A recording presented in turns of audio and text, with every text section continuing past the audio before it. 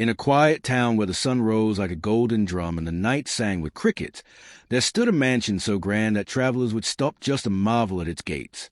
The mansion belonged to Chief Uche Na, the richest man for many miles.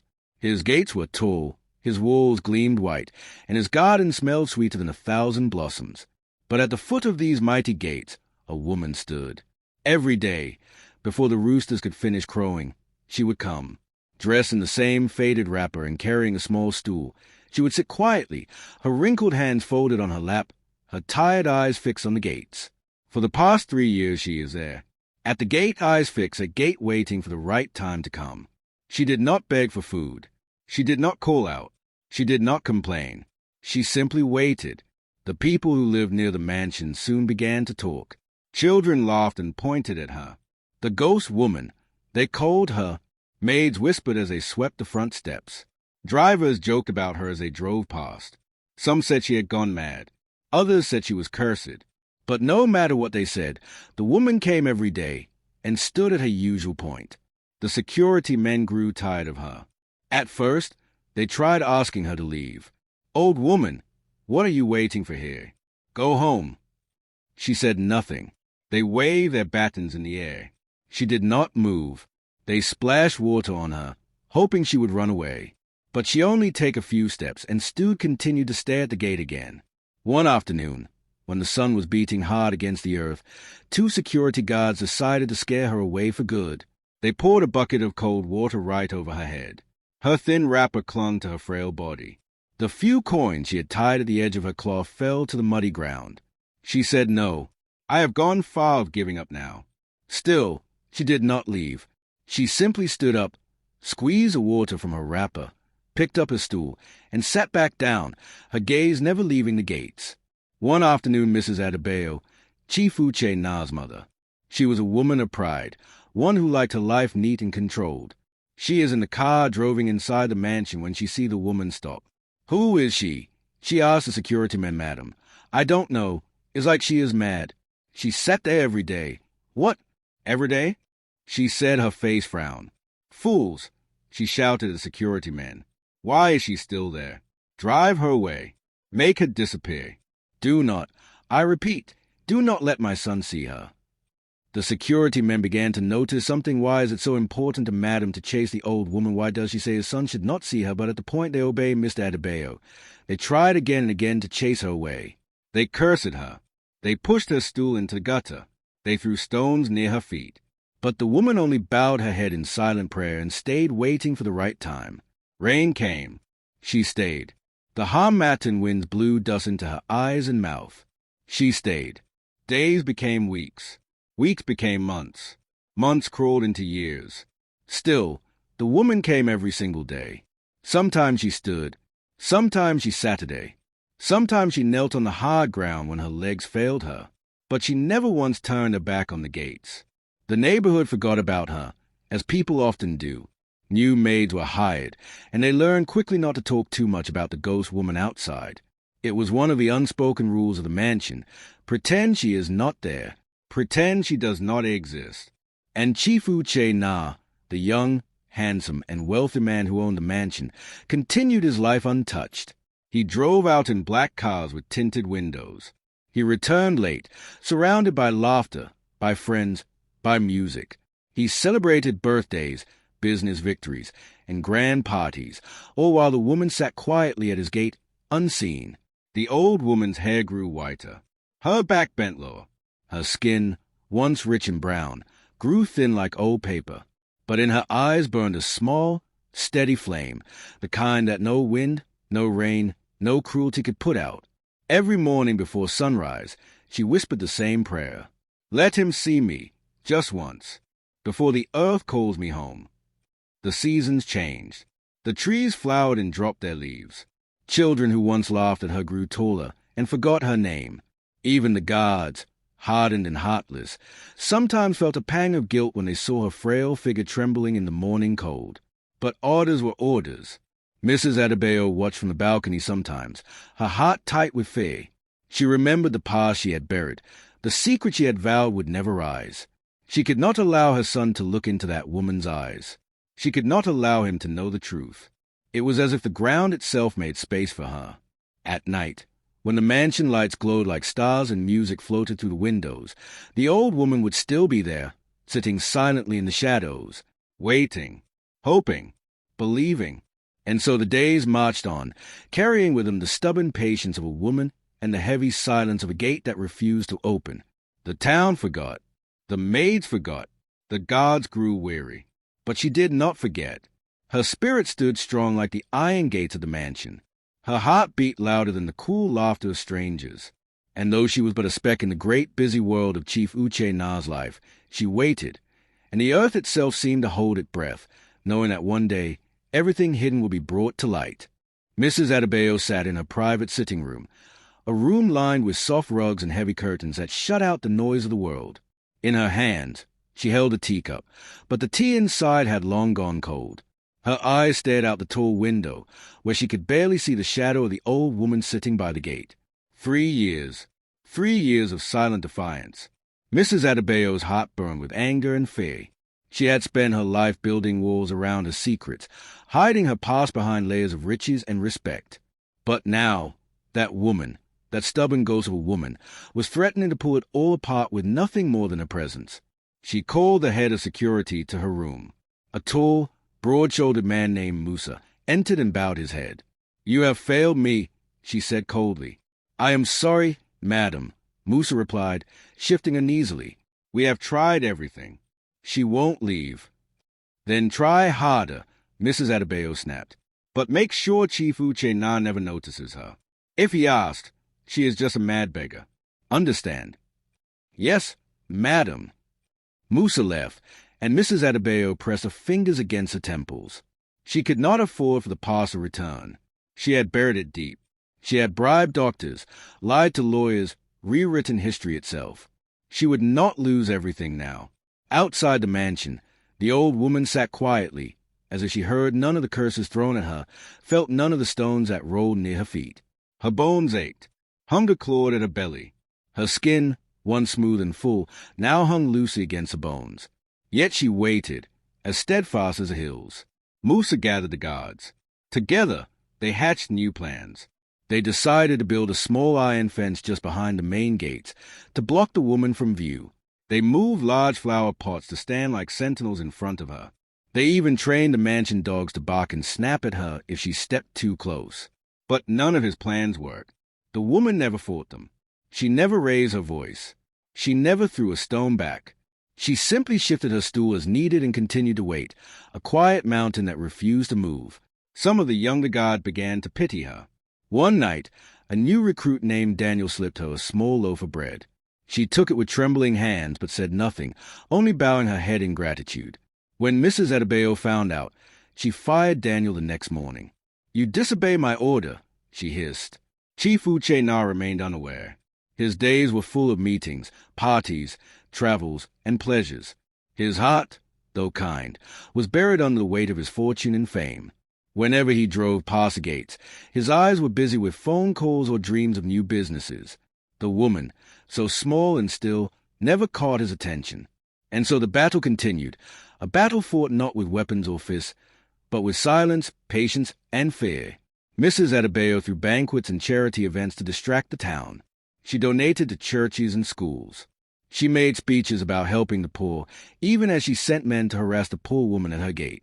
The town praised her generosity, unaware of the cruelty she hid behind polished smiles. Meanwhile, the old woman became weaker. Some days, she could barely stand. Her legs shook under her like brittle sticks. She leaned heavily on her stool, but she never missed a single day. Rain lashed at her. The sun baked her. The cold wrapped around her thin frame like a grave cloth. Still, she waited. The town began to murmur again. Some said she must have been cursed by a powerful spirit to endure such suffering. Others said she must be a spirit herself, sent to punish the mansion. A few kind souls tried to persuade her to leave. "Mother, please," a young woman said one afternoon, touching her hand gently. "Go home. You will die here." The old woman only smiled sadly and shook her head. She was no longer just a woman waiting. She had become a part of the story of the mansion, as permanent as its marble on the floor's gates. And yet, no one knew the true reason she waited. Only she carried that burden in her heart, a truth too heavy to speak, a story too painful to tell. Mrs. Adebayo grew more desperate. She even hired men from other towns to frighten the woman, to steal her stool, to tear her wrapper. Yet every attack, every cruelty, was met with the same quiet, stubborn hope. One evening, when the sky blushed pink and the first stars trembled into view, the old woman fell from her stool. Her body crumpled to the ground like a cloth doll. The guards, watching from their post, laughed at first. They thought she had finally given up. But slowly, painfully, she pushed herself back up. Her hands, scraped and bleeding, gripped the edge of the stool. She pulled herself onto it, straightened her back, and lifted her eyes once more to the gates. Her face shone with sweat and tears, but her eyes burned brighter than ever. She was ready to wait another year. She was ready to wait another lifetime if needed. Inside the mansion, Mrs. Adebayo could feel the walls of her perfect life shaking, though she could not yet see how or when the cracks would burst open. But the old woman knew. She knew that no lie could stay buried forever. The earth, the sky, and time itself were all on her side. And soon, the gates that had stayed shut for so long would open. The day the winds changed, there was nothing special about the morning. The sun rose as it always did, pouring its gold over the mansion's tall gates. The birds sang their usual songs. The old woman arrived at her spot before the first light touched the ground, her thin wrapper fluttering slightly in the soft breeze. She sat on her stool, as she had done for years, her hands resting quietly in her lap. Her bones ached, her eyes were dimmer now, but her spirit burned as fiercely as ever. Inside the mansion, Chief Uche now was preparing for a journey. He had business in another city and planned to leave early. As he stepped outside, his driver rushed to open the gate of the black car that gleamed under the morning sun. Chief Uche Na paused, distracted for a moment by a strange feeling. It was small at first, like a pebble dropped in a vast ocean, but it grew stronger with every heartbeat. He looked toward the gate. For the first time, his eyes caught sight of her, a small, frail figure sitting alone beyond the flower pots and the iron fence. She seemed like part of the landscape, almost invisible, yet something about her held his gaze. He frowned. "Who is that?" The driver froze.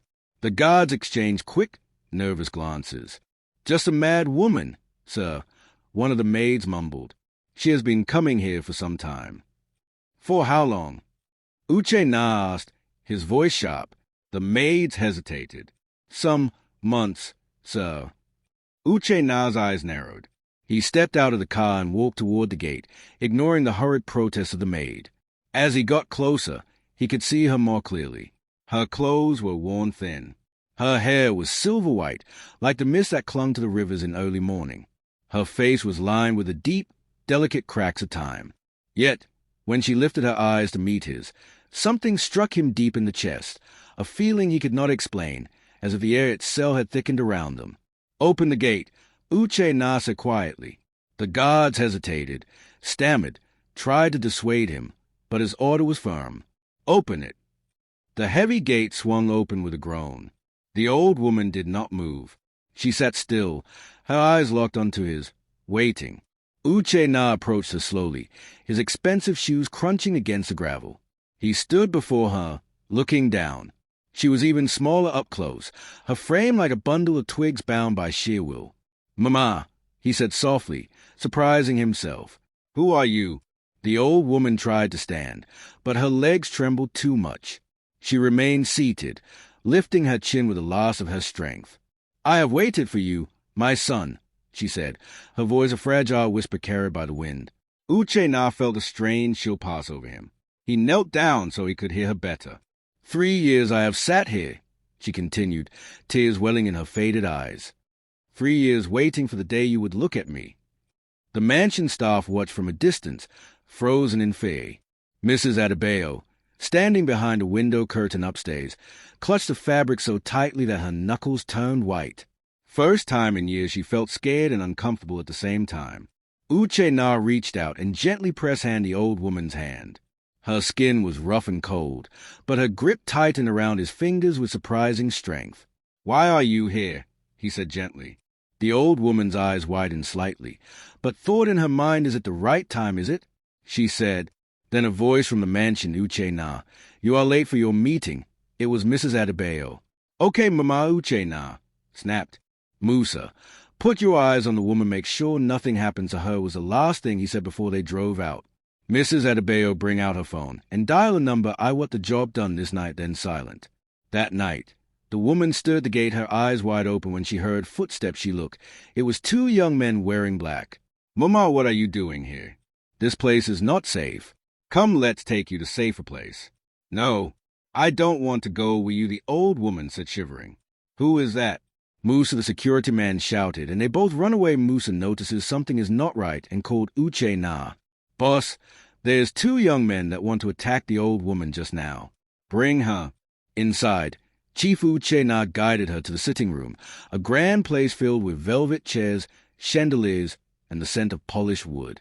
He brought her a blanket and placed a glass of water in her hand. "Rest first," he said softly. "When you are ready, you can tell me everything." The old woman sipped the water slowly, her hands trembling. Then she looked up at him, tears streaming freely down her face. "You have grown into a fine man," she whispered. "You are strong. You are kind. You are everything a mother dreams of." Uche na felt a strange ache rise in his chest. A mother. Why did the word feel so heavy, so unfamiliar, coming from her lips? He knelt beside her again, taking both her hands into his. "Tell me," he said. "Tell me who you are." The old woman closed her eyes for a moment, gathering strength. When she spoke again, her voice was steady, filled with years of swallowed pain. 40 years ago, in same mansion like this where I work as a maid. They were rich, her's wealth, but her wife, my madam, couldn't bear child. Uche na's heart pounded in his ears. Her husband, she continued, was desperate to have a child. On that night, I was in my room when the door opened. It was my boss coming close to me. I wanted to shout, but he asked me not to. I had no choice. He took what he wants and left. Days turned into weeks. I got pregnant. She found out that I'm pregnant for her husband. She felt bad and betrayed, tried to throw me out of the house. At point, she sees it as an opportunity. She waited for me to give birth. But after I gave birth, she continued, her voice breaking, she threw me out of the house. I cried. I begged for my child, because they has everything, money, wealth. But I have nothing, just my child, my baby. She took you. She raised you. And I was left with nothing but the sound of your cries in my dreams. The room seemed to spin. Uche na stared at her, his mind racing. No, it could not be true. Mrs. Adebayo had raised him. She had loved him. Hadn't she? The old woman reached into the folds of her wrapper and pulled out a small, crumpled photograph. It was faded, but Uche na could see it clearly, a younger version of the woman before him, cradling a newborn baby with a familiar birthmark on his shoulder. The same mark he carried. Tears blurred his vision. His mouth opened, but no words came out. "My son," the old woman said, her voice breaking, "I am your mother." At that moment, something inside Uche na cracked wide open. All the pieces of his life, all the moments he had never understood, the distance in Mrs. Adebayo's hugs, the strange looks from old villagers, they all made sense now. He fell to his knees and laid his head in the old woman's lap, weeping like a lost child finally coming home. And the old woman, after 3 long years of waiting, after 40 years of pain, wrapped her arms around him and whispered the only words she had carried in her heart every single day. "My son, my son." The mansion that once roared with laughter and pride now stood silent, holding its breath. In the grand sitting room, Chief Uche na remained kneeling before the old woman, his true mother. His body shook with sobs too deep for words, too old for time to erase. The old woman, who had waited 3 long years outside his gate, stroked his head gently, rocking him as if he was still a child. The house staff gathered quietly at the corners, their faces heavy with confusion, shame, and fear. None dared to interrupt the sacred moment unfolding before them. Slowly, Uche na rose to his feet, his eyes swollen and red but filled with a new kind of fire, the fire of truth. He turned sharply and said in a voice that echoed against the mansion walls, "Bring Mrs. Adebayo here. Now." The guards hesitated, glancing nervously at one another, but they obeyed. Within minutes, Mrs. Adebayo was led into the room, her steps slow, her face pale as ash.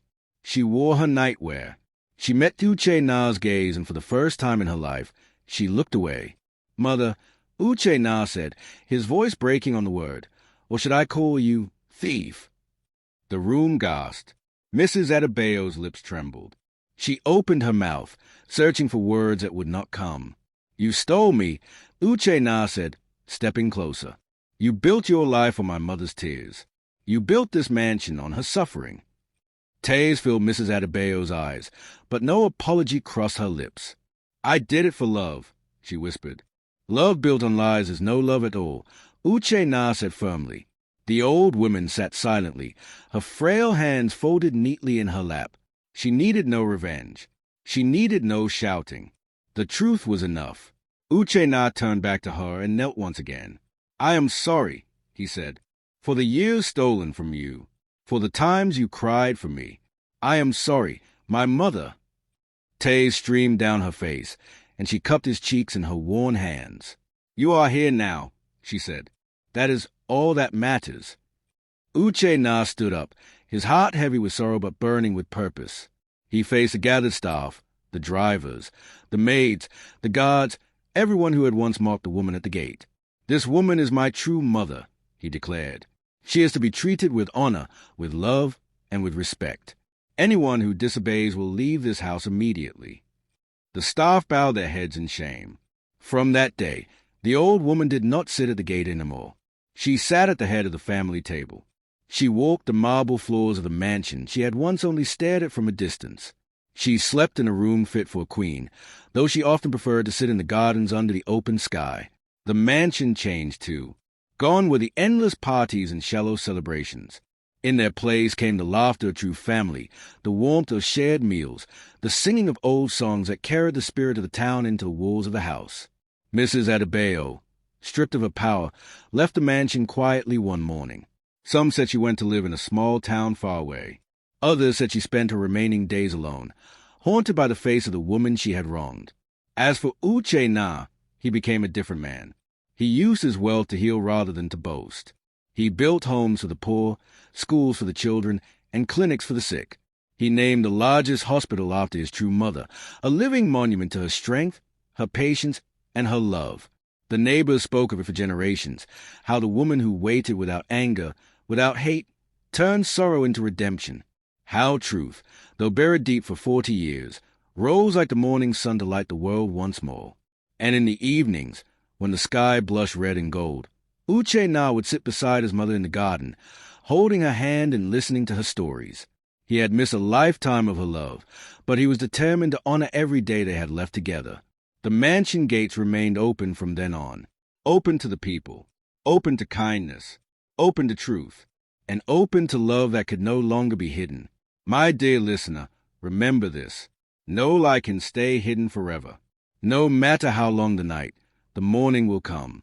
No matter how heavy the secret, truth will find its way home. If you believe in the power of patience, of truth, and of unconditional love, share this story with someone today. Because somewhere out there, someone is still waiting by a gate, hoping for the day they will finally be seen.